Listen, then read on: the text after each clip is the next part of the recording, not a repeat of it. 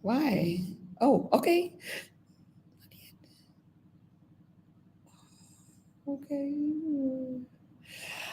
Okay, we're live. We're live. Happy Africa Day. Happy Africa Liberation Day 2024 to you, dear people. And I'm bringing on stage Professor James Small and Professor Akumbong, Mike Anthony, one of the leading voices of Pan Africanism in Cameroon. So I hope you can hear me. I hope you are connected. All right, thank you. I see the signals coming up. I was not quite sure. So while you are signing in and joining us here, I'm gonna wait for most of you.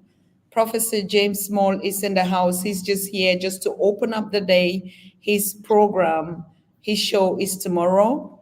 And right now we have Professor Akumbong, who is going to lead us today with the African Liberation Day. So I'll just bring in him also, our honorable guest of today. And we all will pay allegiance to this day, to the founding fathers and parents of this day, honoring the anthem and the flag of the Africa Liberation Day. So welcome, Professor Akumbo. Thank you very much, Dr. Tata Suzanne. The pleasure is mine. I also want to say thank you for permitting I and Professor James Small to actually be on platform today, even though he said he'll be leaving in just a minute's time. It's a pleasure. Happy African Liberation Day to you and to all Africans listening to us. Wonderful. Professor. Yes, happy African Liberation Day, happy African Freedom Day, happy African Day, depending on what term we're using. But we all mean the same thing, that Africa will be free. And we must bring that about for ourselves. And so, That's Dr. right. Akumbo, I'm honored to meet you and proud to meet you. So I tell the audience to prepare themselves for a good lesson in African politics, history, and cultural integration. Wonderful. I know our stream is going to be lagging. We all know it. Mm. And so I will be Wonderful. seeing you So I think, tomorrow. no, Prof, we're going to sing the anthem before you go.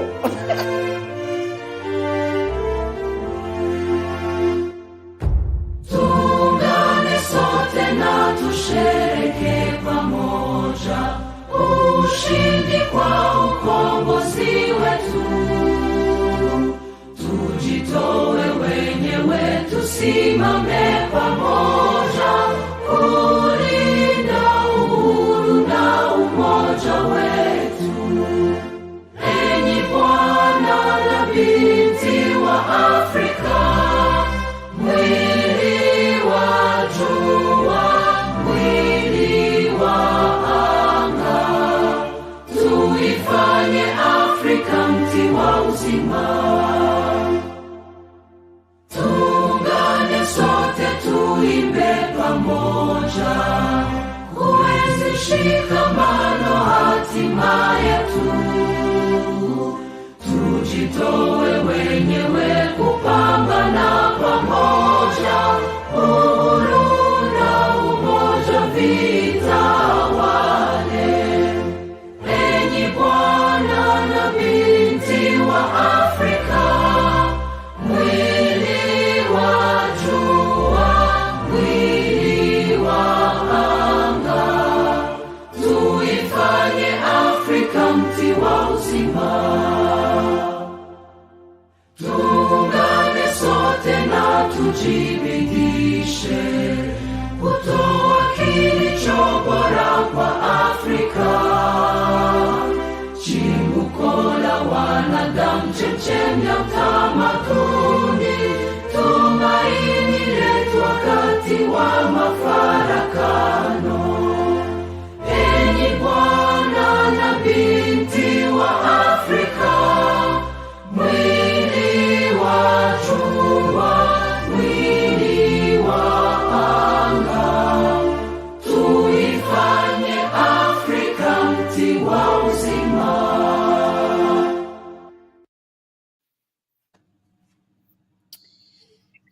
Yes. Yes. One Yeah. Africa. for Africans Yeah. worldwide. Sorry. Okay. Okay, so we just give Professor James Small the opening and greetings of this year, African Liberation Day. Of course, we know you have your program tomorrow, but just for you to open the statement and for us to be able to move ahead into the celebration day. Over to you, Prof, before you leave. Yes, this is an important moment when we remember our liberation process, because we're talking about remembering multiple ancestors who fought in multiple wars of liberation across the continent, the Caribbean, and the United States and the Pacific, but especially on the continent, those liberation movements that started in the 40s and the 30s and the 50s and the 60s and the 70s and have delivered us to this point. It is our duty now to take it to the next steps. We have our brothers and sisters in Burkina Faso who have made a dynamic move. We have our brothers and sisters in Mali, Niger, who have made a dynamic move.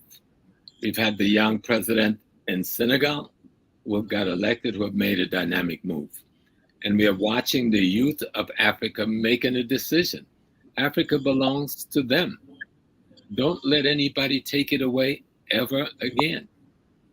And so around all things African, economic, political, cultural, and spiritual, we must redefine our reality and go forward.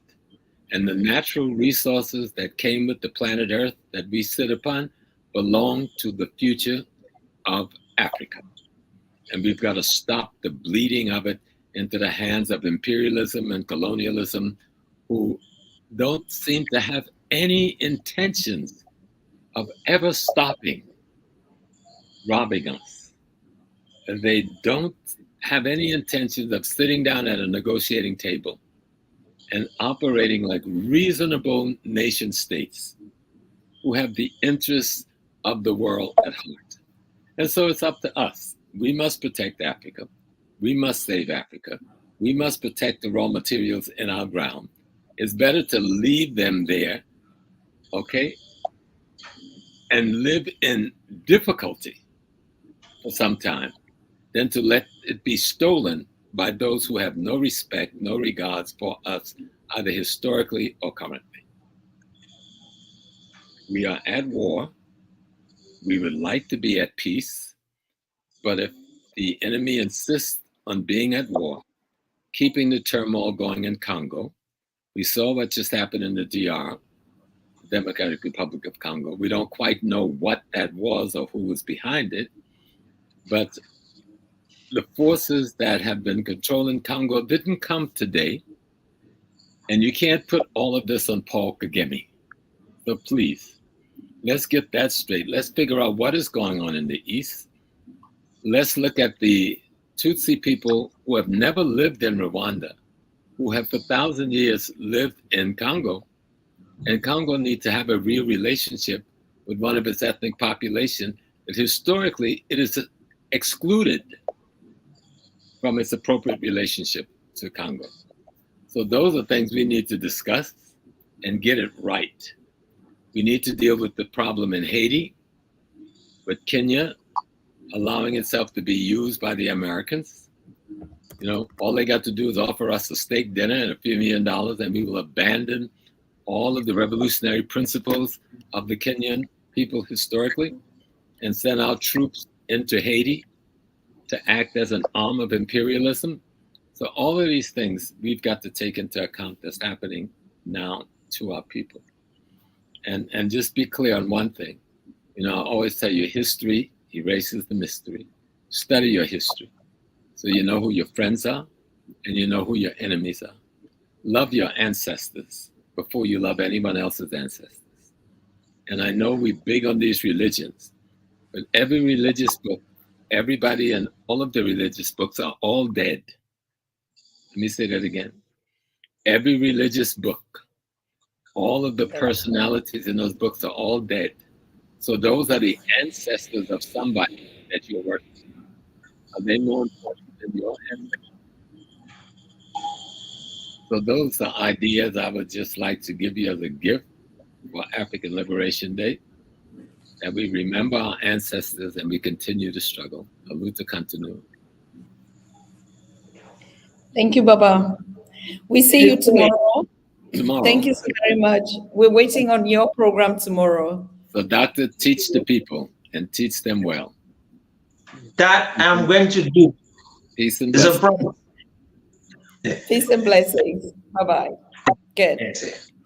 Thank you. Thank you for all of you that are joining Pan-African Daily TV. And I'm really not going to apologize for the hinges that you're experiencing here. You know what it is. You know what day it is. But we are confident and we're coming to you today in love to celebrate and to talk about our challenges on this Africa Liberation Day 2024. So in studio, like I announced yesterday, we're joined by Professor Akumbong Mike Anthony, one of the leading voices of Pan-Africanism in Cameroon. So welcome. We're going to be studying a lot. Why we celebrate, while we connect, why we unite, we want to know exactly the meaning of this day to the lives of every African in the world, at home and abroad. What does this day mean? What does this day mean to the people of Africa? Why is it not the most celebrated day? Why do we celebrate other holidays and other Christians' holidays and not paying attention to the one single day that our ancestors, our forefathers and parents met in Addis Ababa in 1963 and said, never again, enough is enough? Why are we neglecting this day? How many Africans know about the anthem? How many of them know about the words? So these are all the things that we're going to be sharing today. And we welcome all of you that are joining our stream and our whole community. And we say, come in peace and love. So over to you. And before I get over to you again, I would just like us to play the anthem, because today is the Liberation Day. And while we play the anthem, please, you're going to put your positions like this. All Africans that are watching us and those that will watch this video. As we play the anthem, this is your position. Okay? So let's go.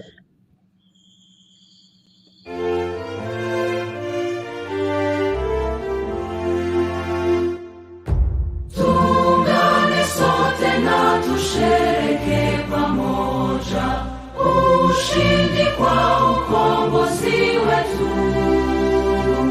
Tujitoe wenyewe, tusimame pamoja kulinda uhuru na umoja wetu. Enyi Bwana na binti wa Afrika, mwili wa jua, mwili wa anga, tuifanye Afrika mti wa uzima.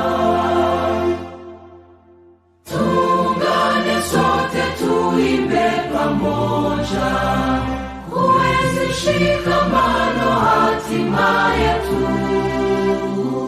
Tujitoe wenyewe kupambana pamoja, uhuru na umoja vitawale. Enyi Bwana na binti wa Afrika, mwili wa jua, mwili wa anga, tuifanye Afrika mti wa uzima. Tuungane sote na tujibidishe kutoa kilicho bora kwa Afrika. Chimbuko la wanadamu, chemchemi ya utamaduni, tumaini letu wakati wa mafarakano. Enyi Bwana na binti wa Afrika, mwili wa jua, mwili wa anga, tuifanye Afrika mti wa uzima.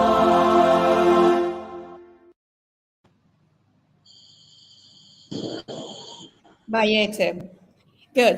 So over to you, Prof. Thank you very much, Doctor. I want to say happy Liberation Day, happy African Day to all Africans, home and abroad, wheresoever you are right now. It is a pleasure actually getting to meet you. And it has been a while since we last appeared on the Pan-African Daily TV. And today we will take this opportunity to actually discuss a bit on how the formation of the individuals who sat on the May 25th of 1963 came up with the idea of the liberation of Africa, and actually decided to create that day to become the day of the Organization of African Unity. You see, Africa has a problem in that most of us, we do not believe that we are Africans. We only think we are Africans because we are in Africa, but we have been hybrided because of the kind of education that we were given. We have been raised to think like Caucasians. We have been raised like hybrids to see ourselves as part Africans and part, I don't know what, we are not truly Africans. Like I mentioned in one of my books, Africa's Dilemma, I actually declared something that we are having a lot of hybrids in Africa, neither Africans nor Europeans. And that is exactly what has been created. We have individuals in Africa, living in Africa, and some out of Africa who are neither Africans, neither Europeans, and that is the worst situation to ever be in. Without an identity, without actually knowing who you are, is a worst position to be in. And that is the reason why Africa remains this divided, even though we had people who fought for us. We are going to look into these things so that we can be able to understand why we are where we are and how we can move ahead from where we are. You know, I want to thank Dr.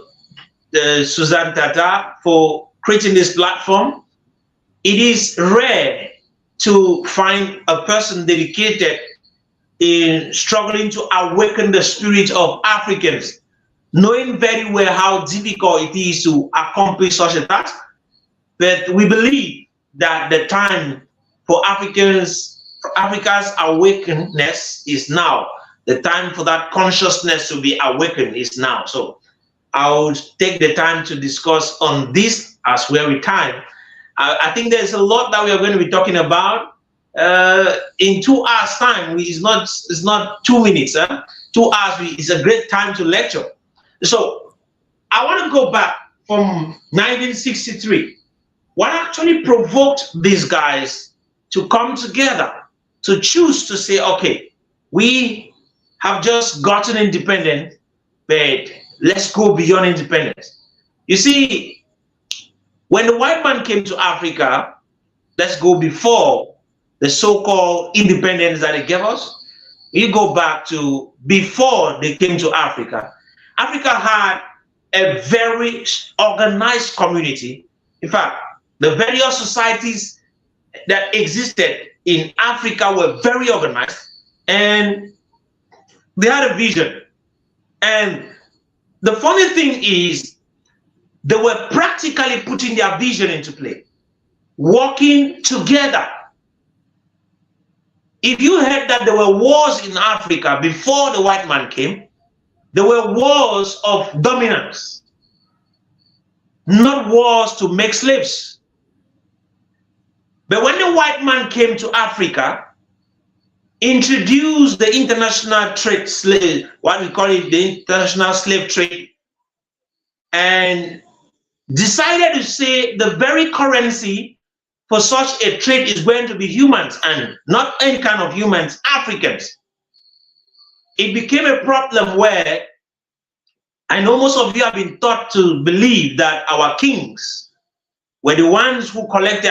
I'm talking to most of those who are in the diaspora, as they call it, those in the Caribbean, those in the US, and those, some of them in Egypt, and I beg your pardon, in Europe, and some in Asia. Some of you had been made to believe that those who sold you out were the kings of our land. I am from a kingly lineage, and I'll be sincere in telling you that I've done a lot of studies on that, and I realized that those who wrote that history wrote it to protect themselves and then to sell our people out, pretending to say that our kings, for the sake of little material, decided to sell our people. No, it's a lie. Africans have never believed in materialism. Not to talk of our kings who had always been the priests of our people. They are the gap, or say the intermediaries between the ancestors and the people. And as a result of that, they could never, under no circumstance, pick up their people to sell to the white man. That is something that we should cancel from our minds. They could never do it. And so when the white man came with the guns, there came a particular period of time where when they have to, like they are doing right now, they have to go work with one other tribe, empower the tribe to come defeat the other tribe. And once you accept, they come this way, they meet the king, and tell him, if you want us to help you, you need to give us slaves. So you can't, in this condition, for a king who is struggling to protect his people, say he took his people and so. No. What he's going to do is he's going to attack another tribe, which is kind of rebellious to him, to pick out individuals from there to give so that he can protect his people. That is how that particular idea of kings sold their people came. So our kings never sold their people. Why? Because they believed in the protection of their people, and they believed that the ancestors had given them the audacity and right to protect these same people, and they knew very well they will give account to the ancestors when the time comes. So you can't in any way blame them for what happened. You blame the people who came with the slave trade. The person who came with the idea that a human being could become a currency for you to exchange something is evil, is demonic. But why was that created? They wanted to build their economies, and they did not have labor. So they decided to look into different areas where they thought they could have cheap labor. And when they arrived in Africa, they saw strong men who were able to actually push their economies to development. Then, there they came to Africa, took the strong men and women to go build their economy. And that is why, even though I am not one of those Pan-Africanists who is asking for reparations, I am going to say that even if Africans ask for reparations, the Americans, Europeans cannot in any way justify their evil for picking up human beings to build their economy, and they are unable to pay. They need to pay every dime of what was collected of the people that were taken, the energy that was put in building their economy. Today, they claim that they have civilized communities. Who built them? Our people built them. They took our ancestors to go build their nations. And today, they boast about it. When, after that particular period, when they came up with what they call the Industrial Revolution, the Industrial Revolution came and they saw a reason why human beings were no more needed in order to advance their economy. And so they said, okay, now we can stop this slavery and continue with machines. But machines are going to be working. Where would the raw material come from?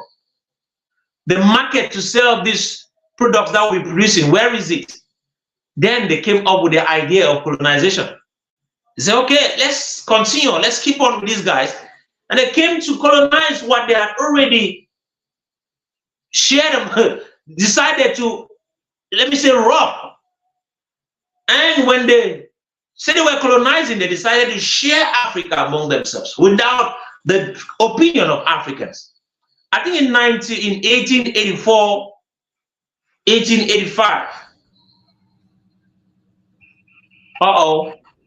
In 1884, 1885, when they took their time in the tribal conference that they had in Berlin to decide among them, the European tribes that sat in that particular conference sat there for one reason. I want to open the minds of you Africans today. It was not a scramble for Africa, as we call it. They had started fighting among themselves when they came to Africa.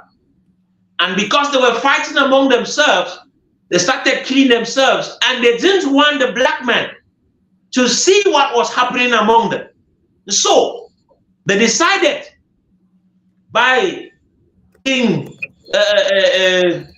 I think King Leopold was one of those guys. Then the King of Portugal had to talk to the guy of Bismarck to organize this conference where they could settle these tribal conflicts. And they had a tribal sitting where they decided to solve their tribal issues.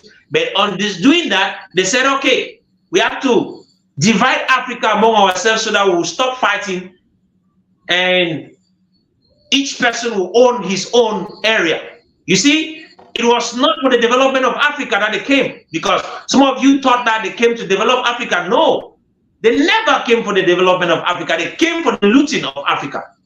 And once they succeeded in dividing Africa among themselves in that tribal conference in Berlin, each person had to consolidate his own area. And for them to do that, they needed to first be able to get some young people whom they could brainwash and then format, train to be their, how should I call it?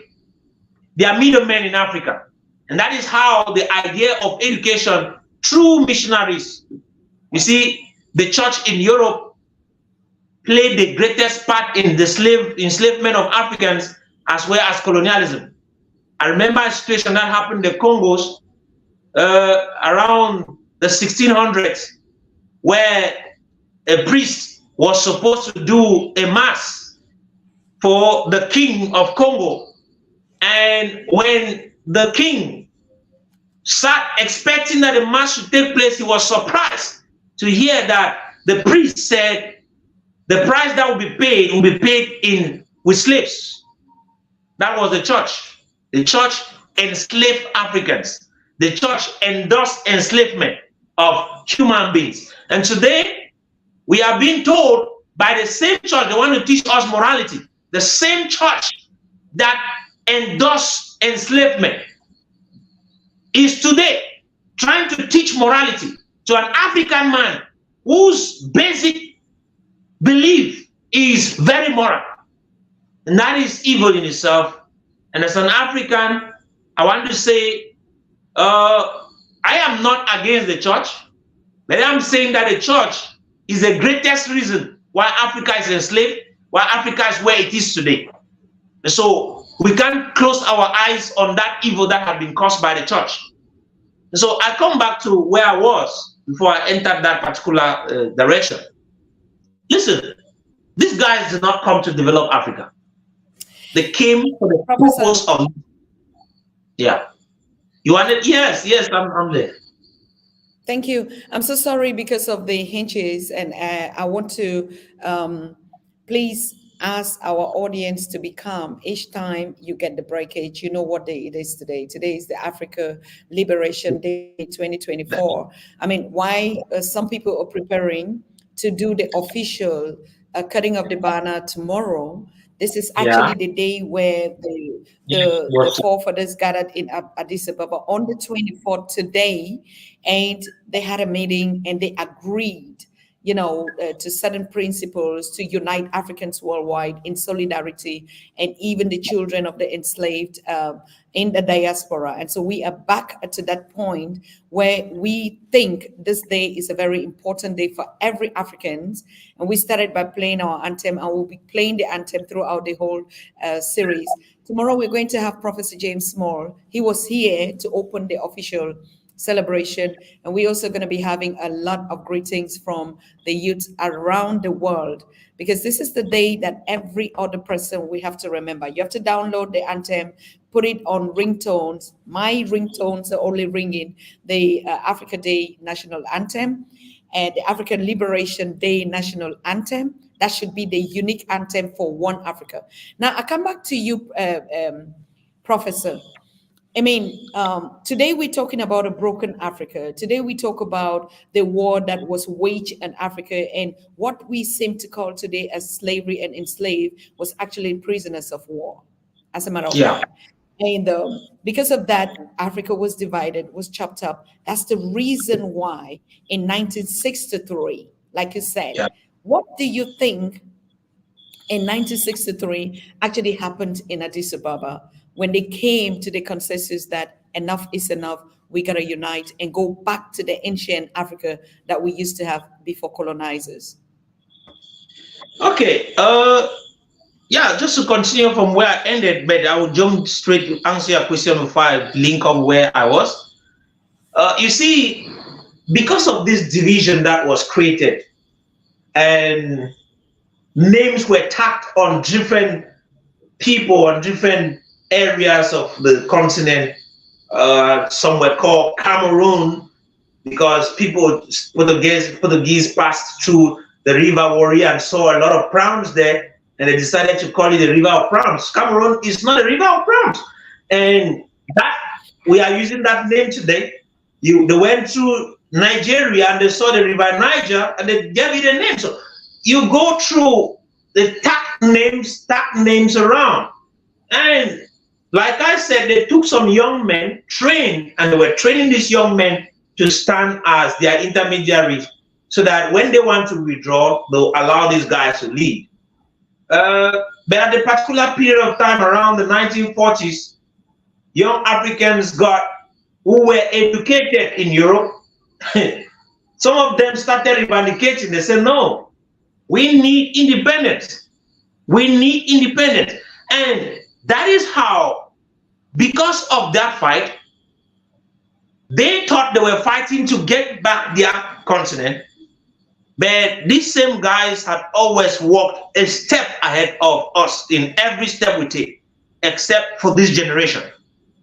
You see, so when our predecessors and those who created this day that we are seated here, or might be celebrating today, sat together in Addis Ababa to discuss about it, they had this in mind. They knew where they were coming from. And they had a vision. And the vision was, we do not only need to talk about our independence. Yes, let's accept that we have gotten independence. It's political. It's just an independence that gives me the political power to see that the people who are controlling our economies are the same guys who determine our economic standards. And so they said, using Kwame Nkrumah, he was the main voice that wanted immediate unification of Africa for the purpose of securing our economic future. But you know, there were individuals who thought that that should not be something that should be done very fast. It should not be done, let's say, as if, in fact, somebody was dying, they need to just save it. No, they said, no, let's do it gradually. But I'm shocked today that the gradual is still gradual. Because if everybody in that meeting listened to Kwame Nkrumah, who will not be here today talking about this, would have actually truly been united. The unity of Africa was the main discussion of that meeting on the 24th of May in 1963. don't forget, there were two different groupings. We had the Moravia grouping and the Moroccan groupings. They were divided into two. That is when Haile Selassie came in to invite them to Ethiopia to come. Let's sit down and solve this issue of groups in Africa. Let's come to Ethiopia and create one body. And one of these groups were led by Kwame Nkrumah, and the other arm was led by Nyerere. And you know, when they choose to come together, or they accepted to come to Addis Ababa, the purpose was say, okay, let's unite. But the idea of immediate economic measures, some refused. They said, let's build that gradually. So if you ask me what was in the minds of these fathers had in their mind not only to unite Africa, but to give Africa a strong economic base that will permit it to fight, build, and develop itself with its own concepts, developmental concepts and strategies. But that was not a successful move, because if you realize what happened after that meeting in 1963, it is true that it became a ceremonial gathering. After that, the vision almost died. The vision almost died. And that was because the people, the founding fathers who sat down, fought for, some of them had been removed out of power through coup d'etats. Let's use the situation of Kwame Nkrumah, who was almost killed. He had to flee out of his country, and the likes of others, you can name them. So when we are looking at this issue, the question is, who brought this division again? Who was that individual who was fighting against the unity of Africa? Because let's be sincere, they know it very well that if they get to divide Africa, they will be able to rule over Africa forever.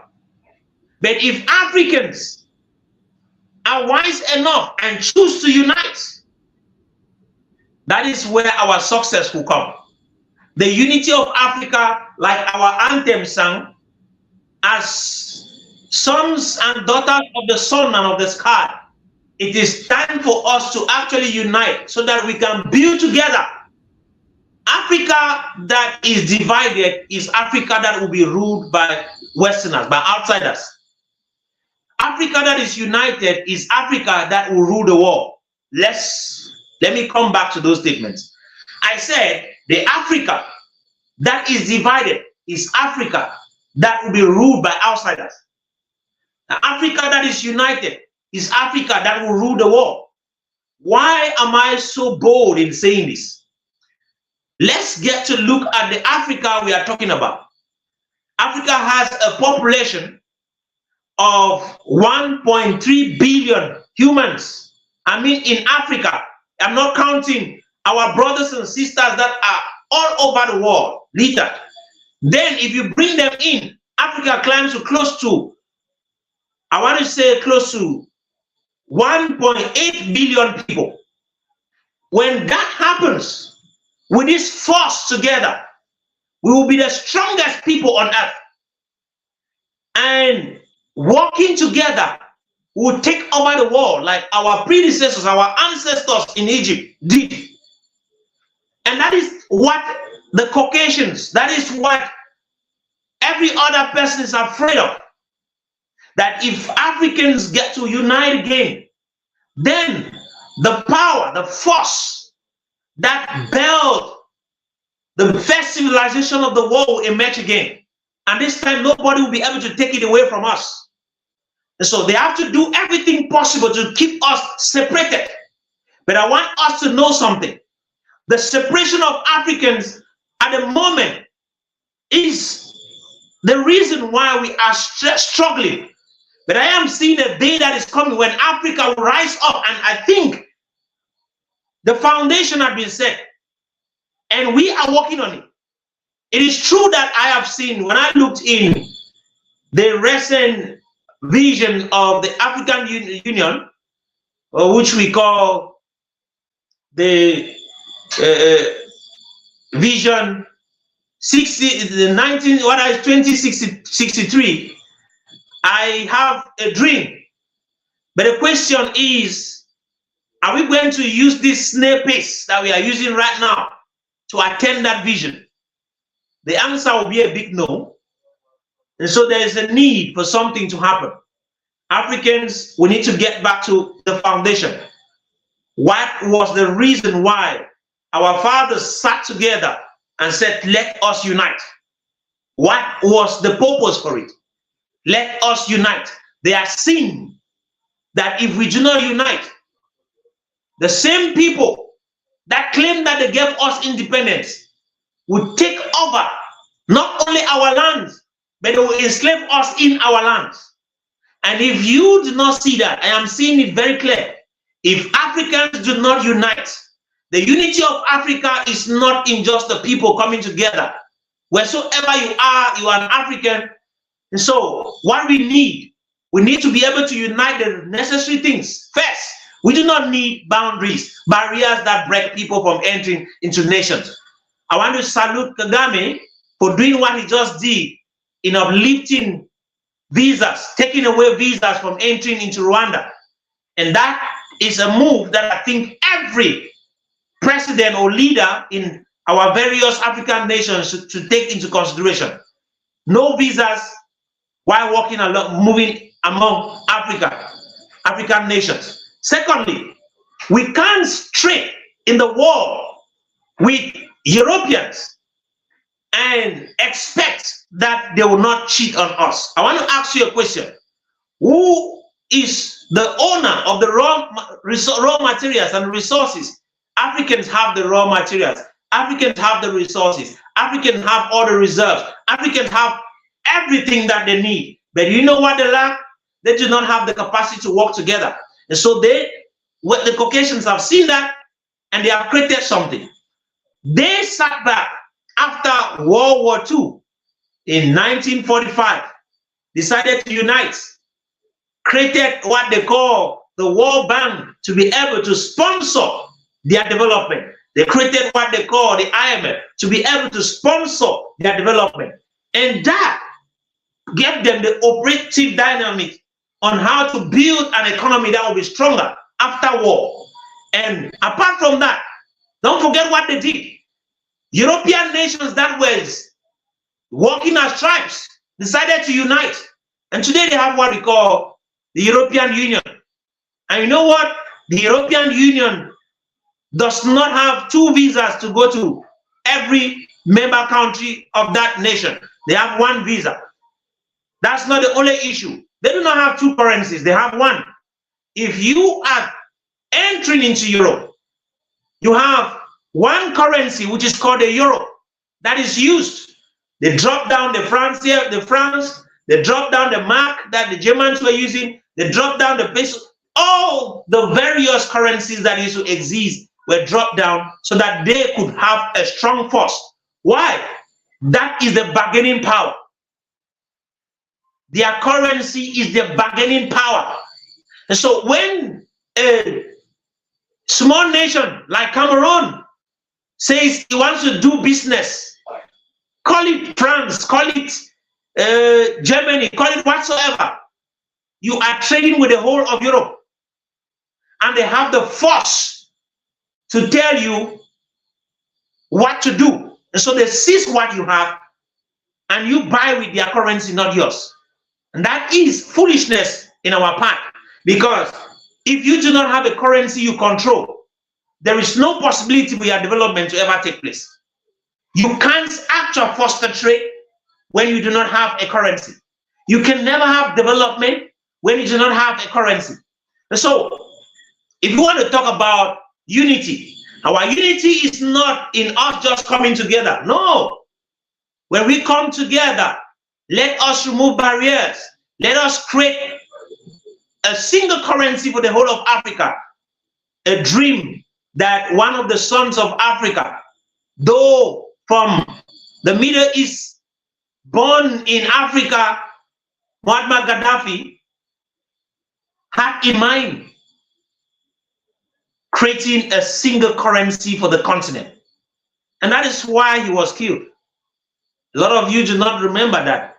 But in 2011, when the French and the United States, in fact, British and others, decided to launch an attack on Libya, a country that owed them nothing, a country that was not comparing anything with them because it was rich in itself and very, very strong financially and economically.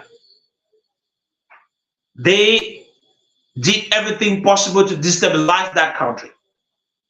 And what they did was destroy the development of Libya, killed the Libyan leader, and struggled to kill the vision of one currency for Africa.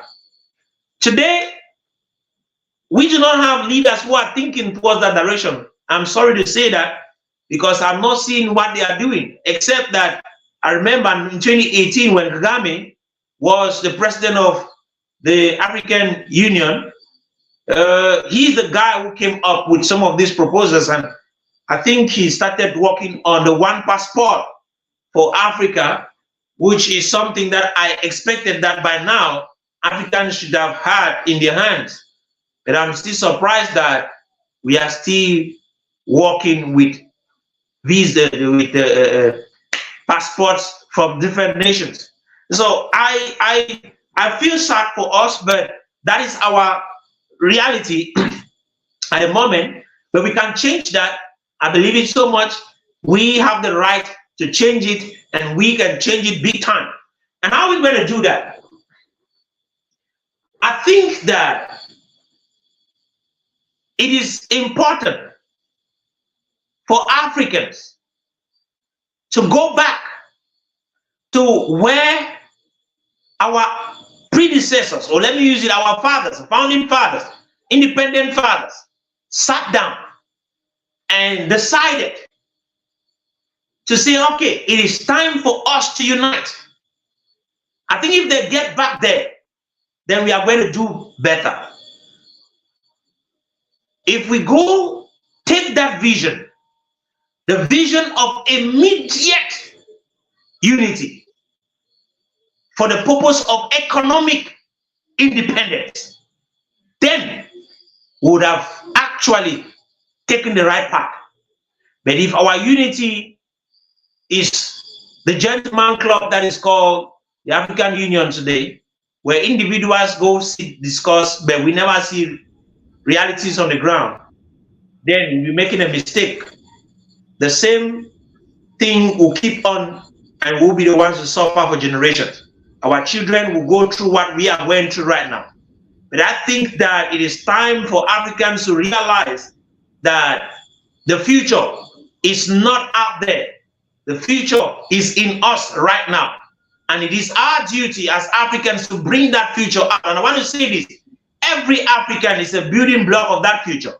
And if you think that we are going to sit down, fold our arms, and wait for somebody to do it for us, then that's where you began failing. But if we can sit together right now, like the anthem said, let's come together and work together. Working together is the foundation. But what are we working for? As I said, economic independence of Africa. And I want to say something that most of us should hold in mind.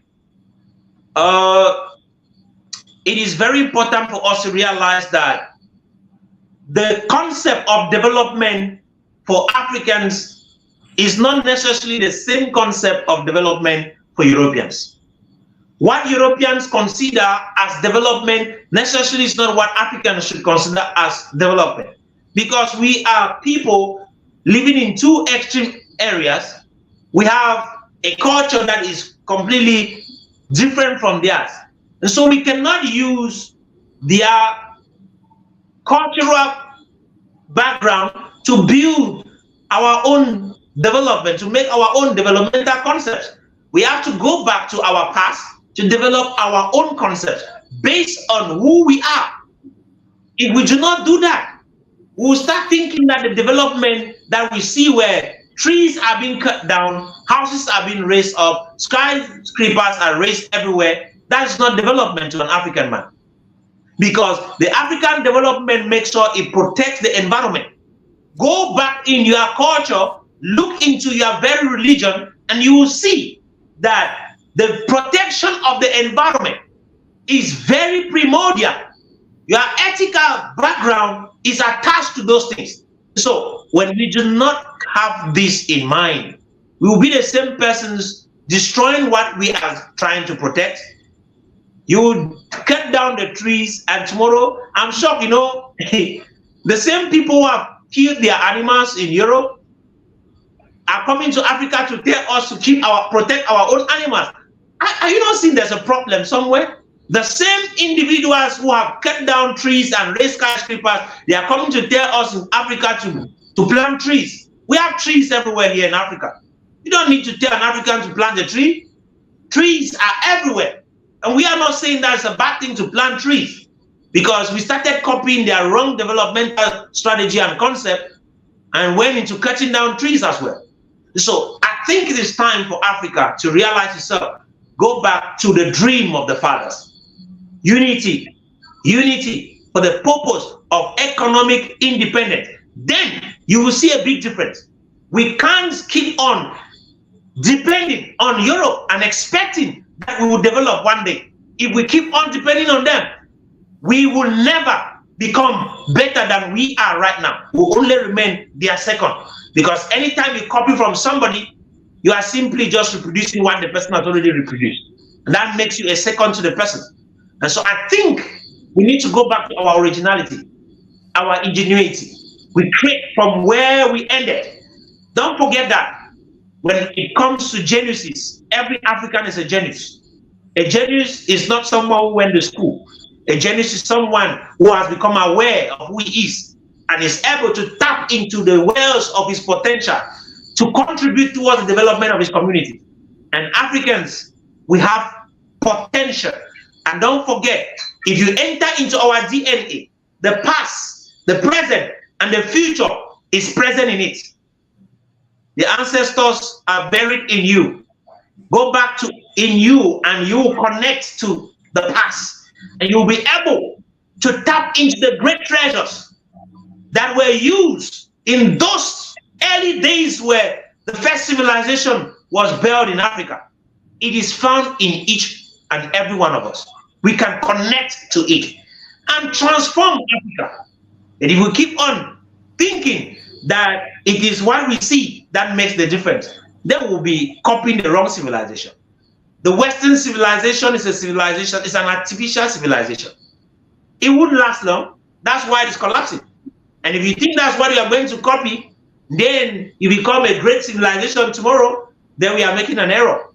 We need to go back to the past if we have to become a better tomorrow. And now is the time. Now is the time. It's not, might be in the near future. The near future is now. If we are able to revisit these things, these principles, put them back to work, we'll become different. You know, I am one of those with a school of thought that Africa is where it is today simply because Africans have decided to pay allegiance and clap for what they are seeing that is coming from the West. And that's why most of our leaders do not have vision. I don't call them leaders, most of our rulers in Africa don't have vision. And when they successfully become presidents of nations, they have one thing in mind. They want to conserve power.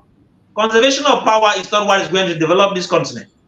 We are not refusing that people can't conserve power, but when you want to conserve power, have a vision. It is a vision that can permit you to stay in power for as long as possible. But when you don't have a vision, that's the reason why at the end of the day, the people will complain. The people We want to go down to the streets. The people want to rise against leadership. And that is not an African culture. That's because of the so-called idea of democracy. So I think that I've been talking a lot. I don't know where our moderator wants us to go to, so I'm going to give her back the platform. Thank you. Thank you so very much. Thank you. And for those of you that are joining, I see people asking, welcome, Kofi, where our guest speaker, our exclusive speaker and Pan-African strong voice is speaking from, like they haven't connected to this for such a long time. Professor Akumbong is one of the leading voices of Pan-Africanism in Africa, West Africa, Cameroon precisely, where he's connecting right now with us. So we are celebrating the African Liberation Day today, and it is a tradition that we pay royalty and allegiance to the founding fathers and mothers of the Organization of the African Unity.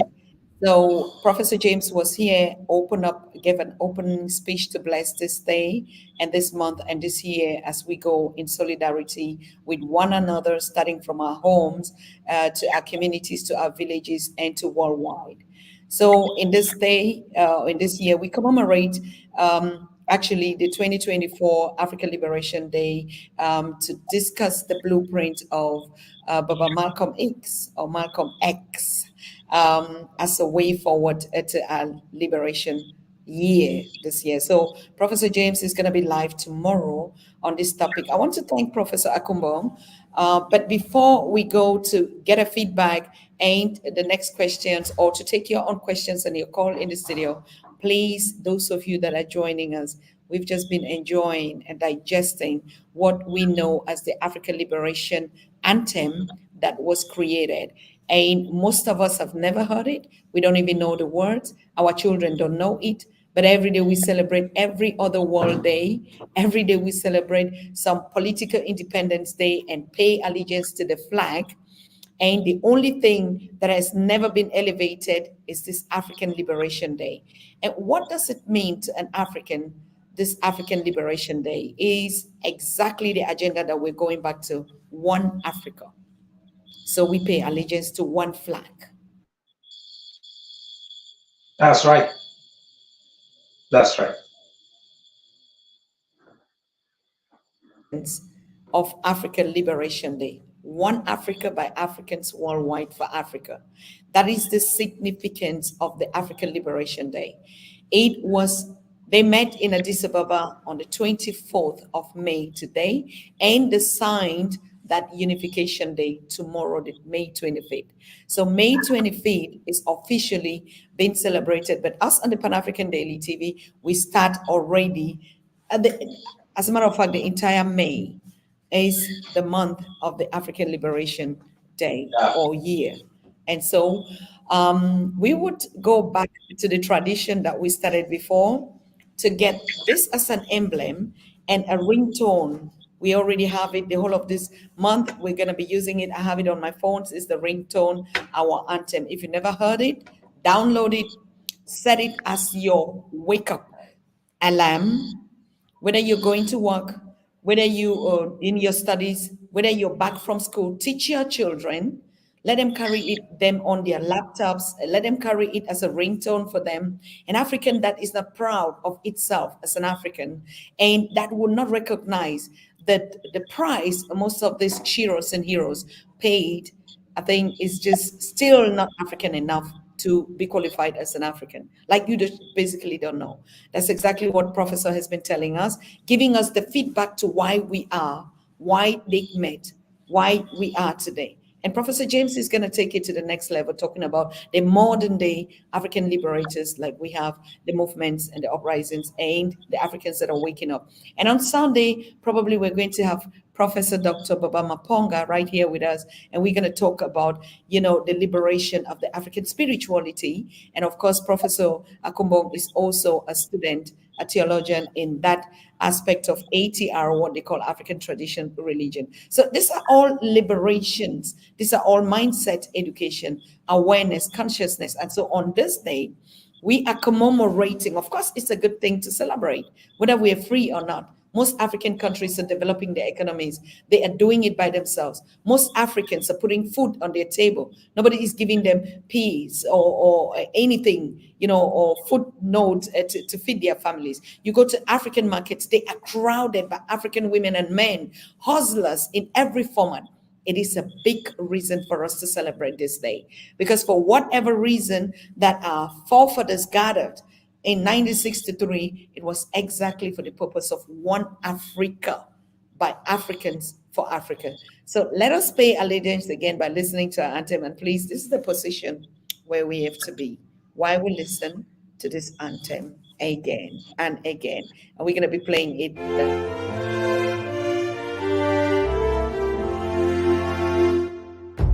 Tuungane sote na tushereke pamoja ushindi kwa ukombozi wetu. Tujitoe wenyewe, tusimame pamoja kulinda uhuru na umoja wetu. Enyi Bwana na binti wa Afrika, mwili wa jua, mwili wa anga, tuifanye Afrika mti wa uzima. Tuungane sote, tuimbe pamoja, kuenzi shikamano hatima yetu. Tujitoe wenyewe kupambana pamoja, uhuru na umoja vitawale. Enyi Bwana na binti wa Afrika, mwili wa jua, mwili wa anga, tuifanye Afrika mti wa uzima. Tuungane sote na tujibidishe kutoa kilicho bora kwa Afrika, chimbuko la wanadamu, chemchemi ya utamaduni, tumaini letu wakati wa mafarakano. Enyi Bwana na binti wa Afrika, mwili wa jua, mwili wa anga, tuifanye Afrika mti wa uzima.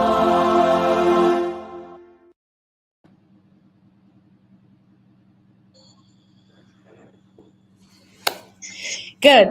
Thank you very much. And it's okay. It's okay. It's hard. We want to welcome our Buffalo Soldiers movement from the Caribbean. Yes, and we want to thank you for paying allegiance to exactly the national flag and the national anthem of the One Africa by Africans worldwide, at home and abroad. So, Prof, we are going to be rounding up because of the interruptions in and out of the stream, but we want to thank you so very much for your input. And we'll be taking you live again next week on a special program of African spirituality and the way forward, because we see it's not just only celebrating our liberation, but also creating so much awareness about way forward. So I want to thank you for being our guest tonight, and we also will be rounding up, and we're gonna see yourself again next week. Do you just want to give a last minute talk? Okay, thank you very much. I want to remind Africans as we go celebrating this day. Okay, like you see, it's just like I anticipated. You know what time it is, you know what year it is, you know what moment it is. So I want to leave you actually with the spirit of unity, solidarity as we enter into this first day of African Liberation Day. Tomorrow we're going to have Professor James Small on the live on our conversations here, and we hope that all of you would be joining us. So happy celebration, and no, it's still a shock for most of us still waking up to know that we even had a one Africa before the Africans that we have now, the African, chopped up nations that we have now. And this is exactly where we begin and where we're going to. From today and forever, Ubuntu-ness, 1212 movement, all the African people worldwide, that is our anthem, that is our flag. If we're talking about a unity flag, we can get individual flags. It's just like Africa was a kingdom and we had different empires and kingdoms, but we were one Africa without a bother. So please, I would like to thank you. Yes, Prof, he's just been kicked out. I'm sorry, G-Star. He should have been taking some calls right now. That's what was planned. But as you can see, yeah. Thank you so very much. And I love to have you here longer, but we would continue this program tomorrow with Professor James Small, Baba Maponga, Baba Jumei Faye, all this week until the end of this month.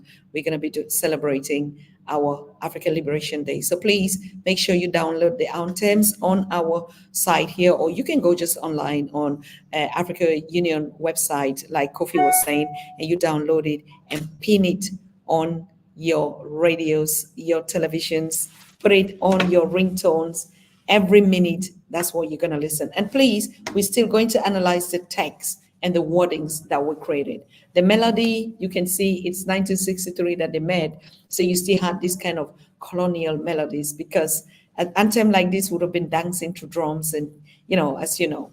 So let the streets and let the household, let the villages, let your mind and spirit be set on the legacy of the African that was created in 1963 in Addis Ababa, Africa. Thank you so very much. And we see us tomorrow. Bye-bye.